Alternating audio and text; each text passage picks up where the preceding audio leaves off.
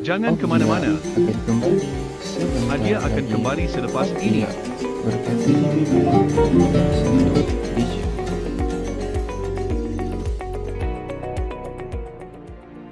اللهم صل صلاة كاملة وسلم سلاما تاما على سيدنا محمد الذي تنحل به العقد. Back to another episode from Dhiya program. You are Jangan ke watching mana-mana. Akan kembali selepas Hadiah akan kembali selepas ini. berkati with our topic. Our topic for today is Dawah approach to non-Muslim. This topic is very important for us as a Muslim to understand, and for that reason, here with you we have our brother Muhammad Azim to share with us his knowledge, experience, and opinion about the topic. Assalamu alaikum, brother Azim. How are you doing? Waalaikumsalam warahmatullahi wabarakatuh. Alhamdulillah. Alhamdulillah, Alhamdulillah. Thank you very much for coming. Alhamdulillah. And as I said, our topic for today is Dawah approach to non-Muslim. So, as a Muslim, what is the true purpose in performing Dawah or calling other to Islam? Okay. When we say about the true purpose of dakwah, Yeah. it's none other than we have tried to fulfill our purpose of life. That is to worship Allah or to be obedience in the command of Allah. Yes, yes. Because Allah SWT mentioned in Surah Al-Zariyat chapter 51 verse 56 where Allah says that and I do not create the jinn and the mankind except to worship me. Yes. So when people said about worship, most of them thought that worship is only about 5 times prayers, about fasting or pay zakat and so on. Yeah, it's more than that. Of course. Yes. Yeah. So when we say about worship, it can be also include our daily life. If let's say we do it with the intention of for the sake of Allah, Yes. then it can be a part of can be considered as a act of worship also. Yes. Okay. So imagine if let's say because when we look on the hadith of the Prophet Sallallahu Alaihi Wasallam, Alayhi salatu wassalam. when he mentioned that innama amalu binniyat, Yeah. okay, every intention is according to the intention. Yeah. To the niyyah. Yes, Yeah. to the niyat. So imagine if let's say our intention is to call people to the one true God. Okay, so that can that our activity of doing that, it can be considered as an act of ibadah. So imagine if let's say that simple activity can be considered as an ibadah, then how about the rest of things that involved with calling people or to advising people about to go back to the true religion. Yes. Okay, so we can say that it is to fulfill our purpose of life. That is by worshipping Him, by going to the command of Allah. Because Allah mentioned in the Quran the word "kul," in which means say. For example, Allah said, "Kul huwallahu ahad." Say Allah is the one and only God. Yes. Kul ya ahlul kitab. Say to Yes. the people of the book. Kul ya ayyuhal kafirun. Say to the al kafirun. Allah mentioned the word "kul" 332 times. So if we understand the word "kul" by the meaning, if it is to say, it's not a suggestion, but it is a command from Allah. So if we fulfill the command of Allah by we go and say to the people, to our non-Muslim friends, then we also it is considered as an act of ibadah. Yes, of course, yeah. So when we heard about Dawah, it usually means for non-Muslims, right? Does this act of approaching and inviting people to Islam only specialize to them, to the Muslims, I mean? Okay, when we say about the word dakwah, if we try to understand the definition of dakwah, Yeah. I mean we go for on the literal meaning of dakwah. It means invite or to call, Yes. and also it can be considered be mean as convey the message.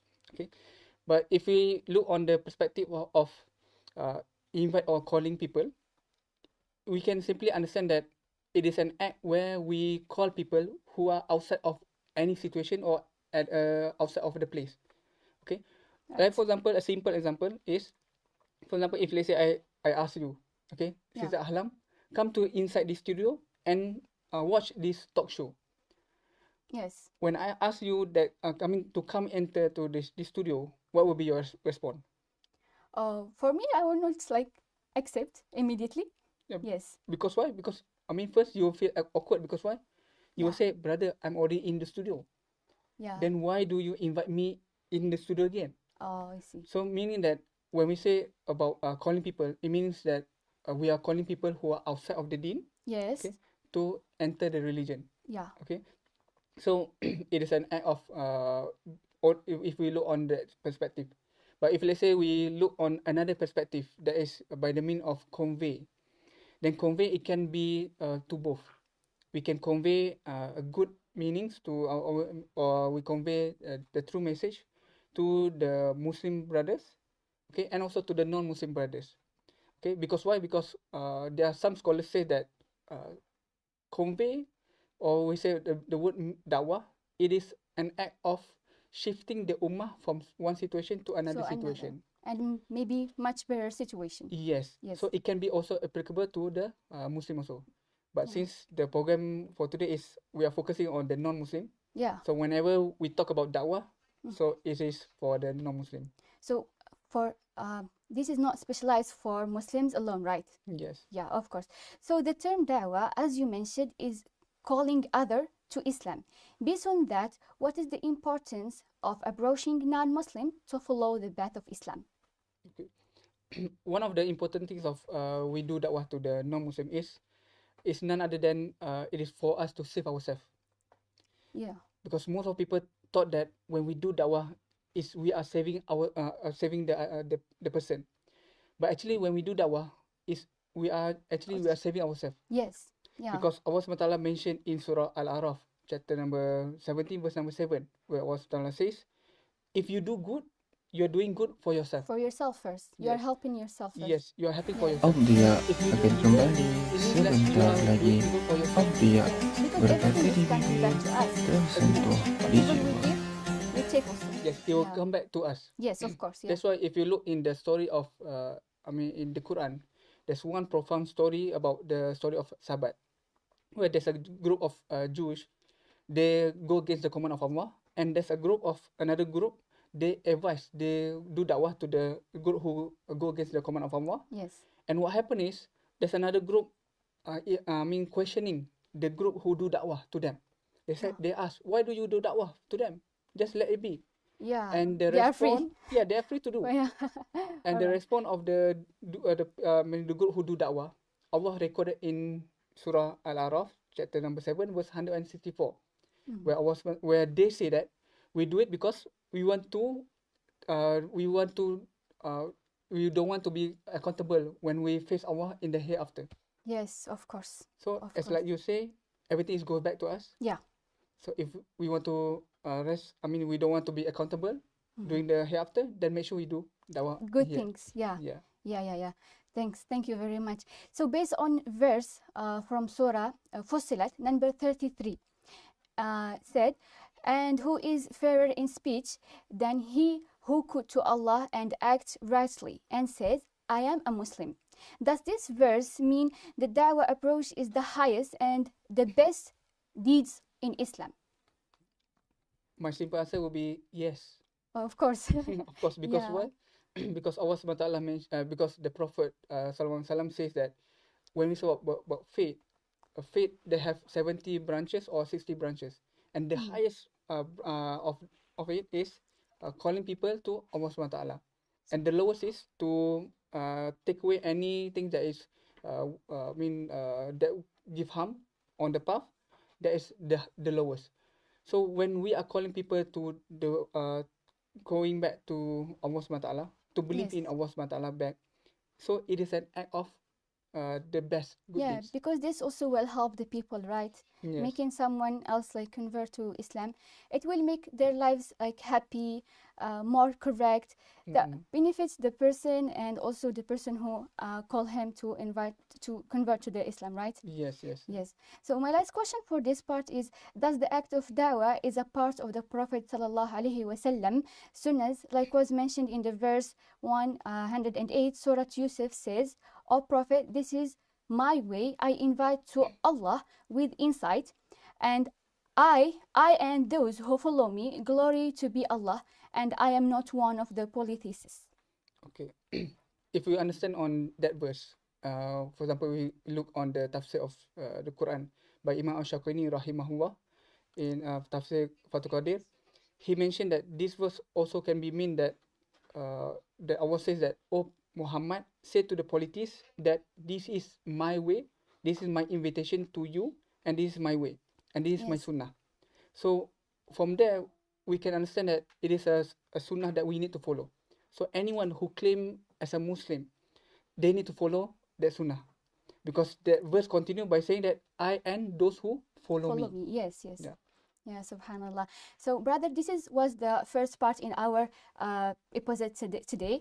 Inshallah, we will continue our discussion, but after the commercial break. Audia akan kembali sebentar lagi. Audia berkata di bibir, tersentuh di jiwa.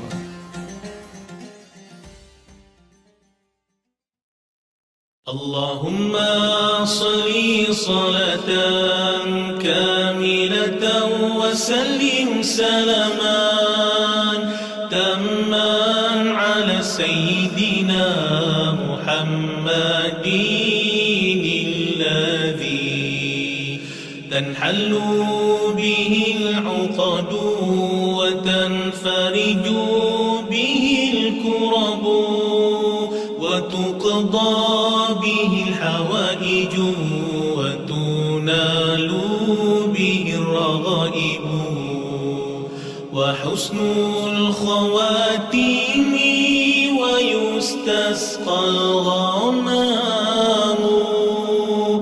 بوجهه الكريم وعلى آله وصحبه في كل لمحة ونفس بعدد كل معلوم لك.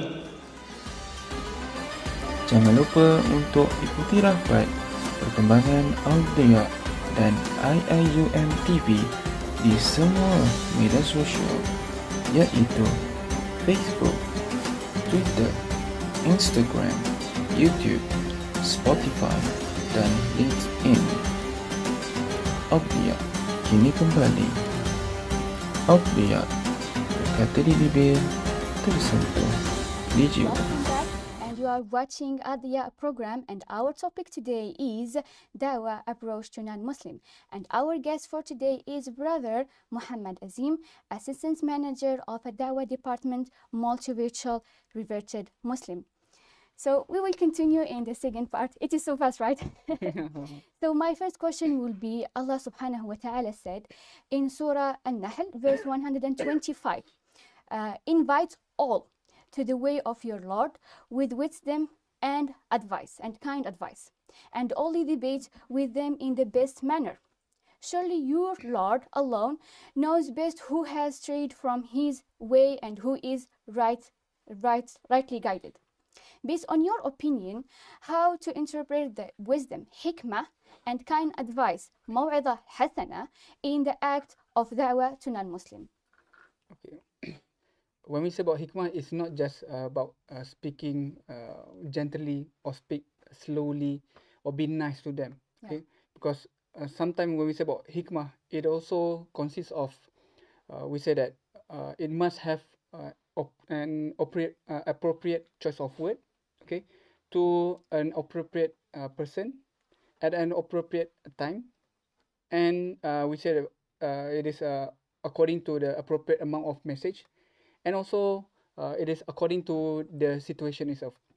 Okay, I mean, to make it simple to understand is, for example, if when we say about in Islam, according to Islam, can a child, I mean, we as a son or as a daughter, can we speak harsh to our parents? Can we scream to our parents? No, of course. No, of course, No, right? of course. Okay. But imagine if, let's say, a situation, what happened is, you saw when you saw your parents want to cross the road. Yeah. Okay, you are the opposite, and then suddenly there's a car, one is rushing out and about to hit your parents, Yeah. and your parent doesn't realize there's a car. Yeah. So what are you going to say? I will like shout loudly and But again, you cannot shout in Islam. Yes. Maybe just to make them pay attention. Father, mother, Yes, something. of course. Meaning that the hikmah is because the situation is different. Yes, yes. So yes, you have the ruling say that I mean you cannot be harsh to them. Yes, But of in a course. different situation, I mean it's allowable. Yeah, because you will protect them. Yes, you want to Yeah. protect them. Okay, so meaning that it's a different situation. There's a element of that when we say about hikmah. So when we say about the advice, is it's not just for we need to advise them to to do goods, okay, and remind them, but also in the reminding them, we also need to remind them about the punishment.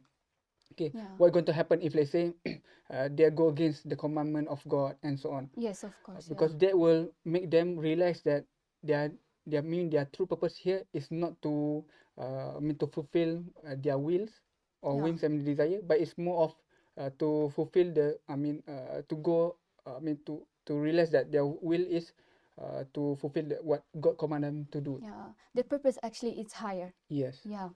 So to be a good preacher, especially preaching to non-Muslim, what is the particular field of Islamic knowledge that should be mastered, and how to incorporate it with nowadays fast growth of technology? Okay. The I would say that it is the basic Islamic knowledge.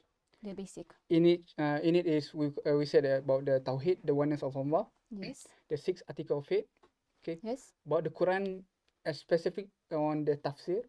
Not that you need to go on all of the tafsir, but from time to time you need to go on the tafsir. Yeah. At least know the meaning. Yes, know the Yeah. meaning, okay, know the context, okay, Yes. and also do hadith studies also, okay, and also the sirah. At least these 5 basic knowledge of Islam, okay, you need to understand that. Okay, you need to master that.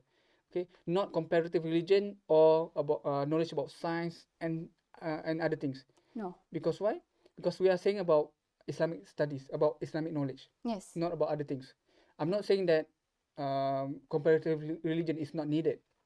Okay, it is needed. But when the question that being asked is about the Islamic knowledge, Yeah. Islamic knowledge. then at least what we need to do is we just master the basic one. Yeah. That's what. And I think every Muslim should at least master the element that you have just mentioned now. So as it is known, the Muslim were commanded to call people to Islam by verse 104, Surah Al-Imran. Be a community that calls for what is good, urges what is right, and forbid what is wrong. Those who do this are the successful ones. Could you share with us some ways to approach non-Muslim as a Muslim student in general? Okay, the verse we mentioned that is Allah command that there's a group of you raise and then do good deeds and also forbid what is wrong. Yes. So as a student, at least what we can do is if let's say we have a non-Muslim friends, okay, Yeah. in our universities, okay, Yeah. in our college, so at least what we can do is if we saw that they do something wrong, then we advise them by saying, like for example, we just go to them and then talk nice to them and then just advise them. Okay. Yeah. Or what we can do is, like for example, I will just share what I have done during my my college time. Like for example, I went to an event and then I bought this kind of shirt. Yes. Okay. There's a Islamic knowledge. Islamic message. So what I do is, I will just go to maybe to go to the shop, okay, and then I will just show that this is the message about Islam. So you will find that some of people will come and ask about the message that been printed in this shirt. Okay. Yeah. So other than that, you can be kind to your lecturers. Okay. Respect them. Respect them. Yes. Okay. Make sure you do your homework. Yeah, of course. So the homework is most essential one. Yes. Yes. We have to behave as a Muslims. Yes. Yeah, it's the correct way actually. So there might be some Muslim out there who want to help approach the non-Muslim, but they are afraid to do so due to the lack of Islamic knowledge maybe, and because of that, beside knowledge transformation, what other aspects can those people contribute to the act of da'wah? Okay. When we say about da'wah, most of people thought that da'wah is we just do it da'wah bil lisan, meaning da'wah by speech. Yeah. Okay. But we also have other type of da'wah, like for example da'wah bil hikmah, that is by our manners. it doesn't require any knowledge. Yes. Meaning that, at least need to know how to do good. Okay, like the Prophet said that, we just follow what he command us to do. Mhm. Okay, so we do our show our manners to our non-Muslim friends. Okay, we give them hospitality, make Show sure them. that our dorm is clean, Yeah. because we never know if let's Yeah. say our non-Muslim friends require them to stay in our dorm. Imagine if let's say our dorm is dirty, Yeah. then it will be an reflection that, Muslim people, they are very lazy and so on. Yeah. Okay, our clothes, make sure when we want to go to our lecture, to class, Mhm. make sure we iron them. Okay, Yes. because most of the people, they will see every Muslim as a Example. as an Yeah. ambassador. Yes. So we Yes. will be, they will, ourselves is a reflection of Islam. Yeah. So beside than dakwah bil hal, we can also do dakwah bil mal with wealth. Mhm. If we have 1 ringgit, 10 cent, we can just donate to any dakwah activities. Yeah. It does not matter how much. Doesn't matter how much. Yeah. The most important is our intention. Yeah. We do it with Intention should good be good. intention. Yeah, with ikhlas. Then inshallah Allah will reward with that. Inshallah. So the Prophet Muhammad sallallahu alaihi wasallam said, "Convey from me, even if it's only one ayah, word or a sentence," narrated by Al-Bukhari. Based on the hadith, did learning of the Prophet sallallahu alaihi wasallam's hadith and sharing it with non-Muslim consider an act of da'wah? I would say yes, because because the Prophet said that convey for me even one ayah. Yes. And we know that when we say about hadith, it is not just consists of the speech, but also the action of the And Prophet. sometimes sallallahu alaihi wasallam. action are louder, right? Yes, Yeah. action is louder than words. Yes. I agree with that. Yeah. Okay.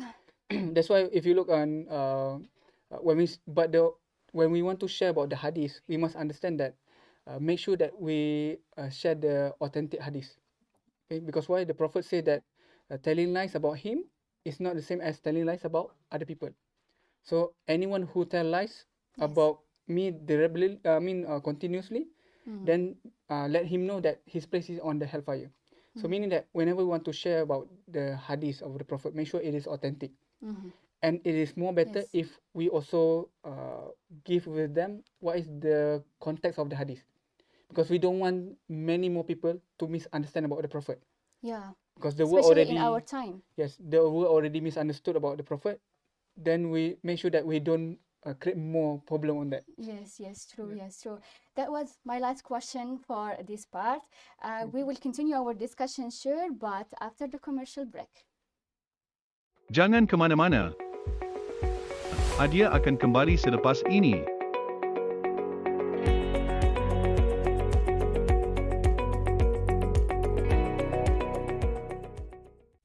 بسم الله الرحمن الرحيم الحمد لله رب العالمين الرحمن الرحيم مالك يوم الدين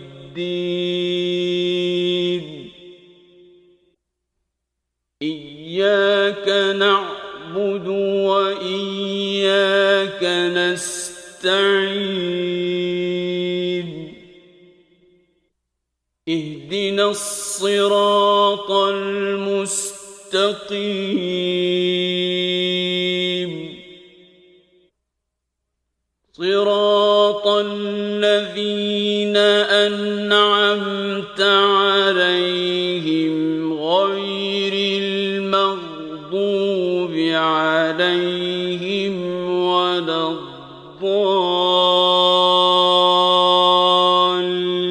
الضالين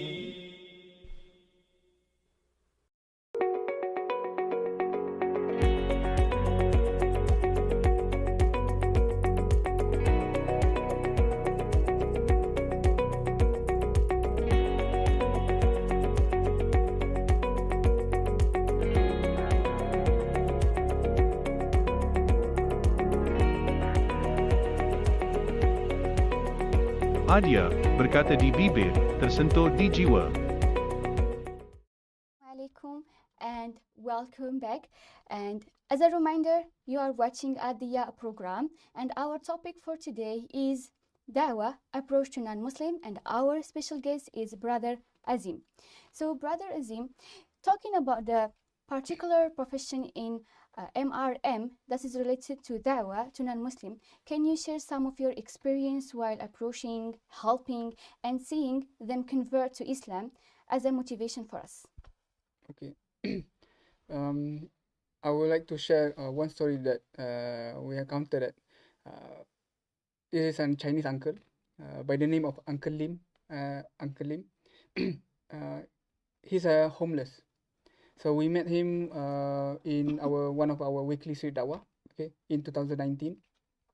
So when we approach him, I mean, alhamdulillah, we can already see that he have the inclination of the understanding about Allah, about the religion is already clear.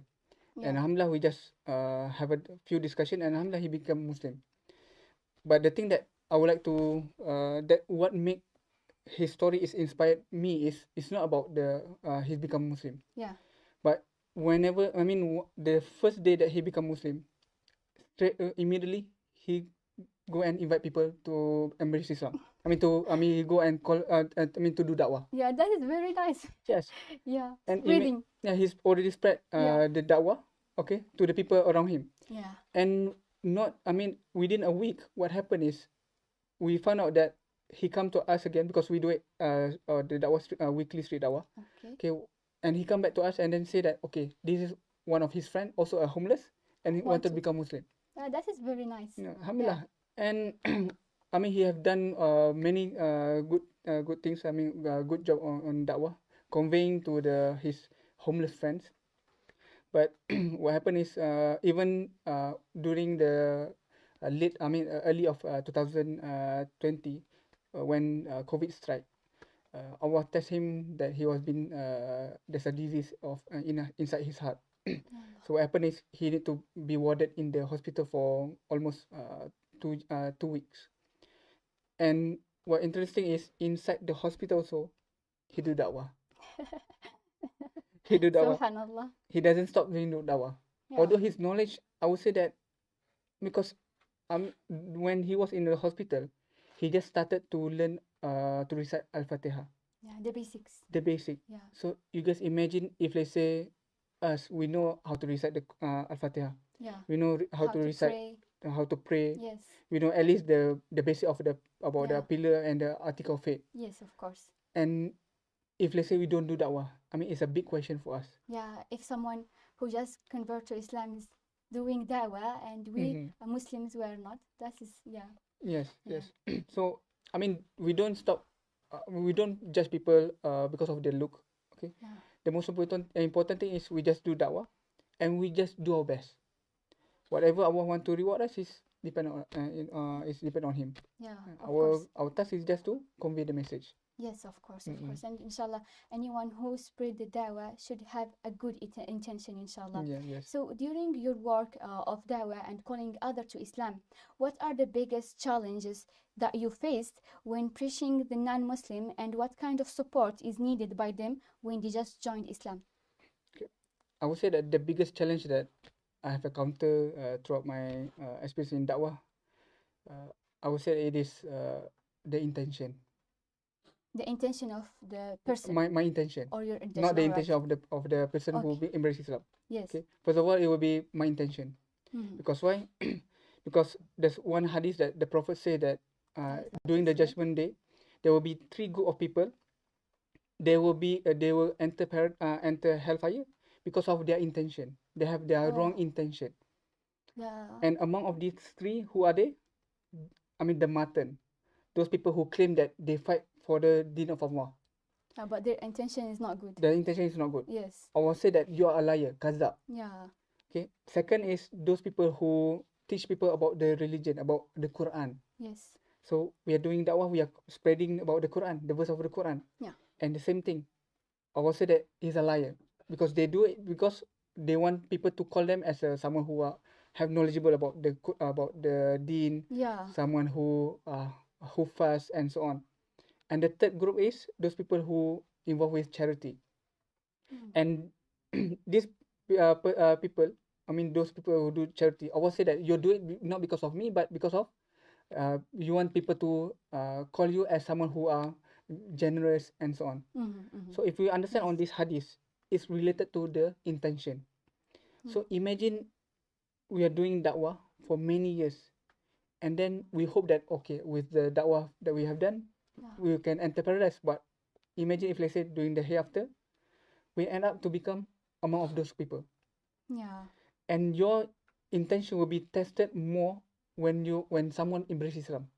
Because why? People will say, very good brother, MashaAllah. Masya Allah, you have managed to do. How do you do that? Yeah. I said, I mean, I didn't do anything much. It's just Allah give it hidayah to them. Yeah. Then, Yeah. halas. Inna Allah yahdi man yasha. Yeah, Of course. because I experienced that people who, I mean, giving da'wah by debating and so on. But you can see that that people doesn't embrace Islam. But I've experienced in which one of our da'i, they just go and then give Quran, and then suddenly the person come and then say, I want to become Muslim. He doesn't say anything, but the person suddenly just say, I want to embrace Islam. So if let's say they become Muslim, one of the things that we need to assist them is more of their moral support. They will also require mental support, okay, because once they become Muslim, that's where the real test will come, okay, and also sometimes it is the financial support, okay. Yes. So this thing, it is required for us to have to make it easy. If we are associated with any like for example NGOs, okay, or any revert NGOs that taking care of the reverts, then from there it will be more easier for us to give support to them. Yeah. So before ending this session, there might be some people who wish to join this field to approach our brothers to come to Islam. What is your advice for them? Okay. My simple advice will be make sure that our intention is correct. Because why? Because just I mentioned just now, if you have the wrong intention, okay, you will not join. Not just you're going to jeopardize your akhirah, okay, but it will also affect your, the things that you done in doing your work of da'wah, okay. Because if you have the wrong intention, what's going to happen is the action that you do, it also be wrong. Like for example, I would like to share that when my experience in Qatar, because I just went back from Qatar, Yeah. okay, involved with the da'wah activity over there. MashaAllah. That's very nice. Alhamdulillah. Yeah. And you can see that there are some da'is, okay, I will say that first time da'is, they are being so excited. Because why? They see there's so many non-Muslim, they are so welcoming, and they are open-minded to know about Islam. Yeah. So what happened is they become too emotional when they're hearing about their stories, that they say that in their country they have they have no opportunity to read the Quran, cannot get the Quran and so on. So they become too emotional. Even like the media and multimedia give them wrong ideas about Islam, right? Yes, yes. So knowing the truth, it's like will make them emotional and maybe shocked as well, right? Yes. So when they become emotional, sometimes what happen is it will challenge their intention, and sometimes what happen is they become, they are too hesitant in the person to become a Muslim. And so what happen is sometimes, and this thing happens when in Qatar, we have fake shahadas. Okay, someone who are not genuine embrace Islam. Because why? Because they just ask the people to just follow the person. Yeah, yeah. So we don't want that to happen. Yeah, of course, of course. Actually, we come to the end of our episode tonight. Do you have anything you want to share with people watching us live? I would say that do your best. If you want to involve with da'wah, just do your best. Don't think about the result. Okay, just do your best and let Allah do the rest. Inshallah, inshallah. That was so good talking to you. It was really a beneficial talk. Thank you very much for joining. So that was all for tonight. Hopefully our talk beneficial you, guide you, and motivate you, inshallah. Thank you very much, brother, for coming. Thank you for sharing with us your experience and your opinion and your knowledge, of course. So please don't forget to subscribe for our IIUM social media: Instagram, Facebook, Twitter, TikTok, and LinkedIn. That was all for today. Thank you very much for watching, and assalamu alaikum wa rahmatullahi ta'ala wa barakatuh.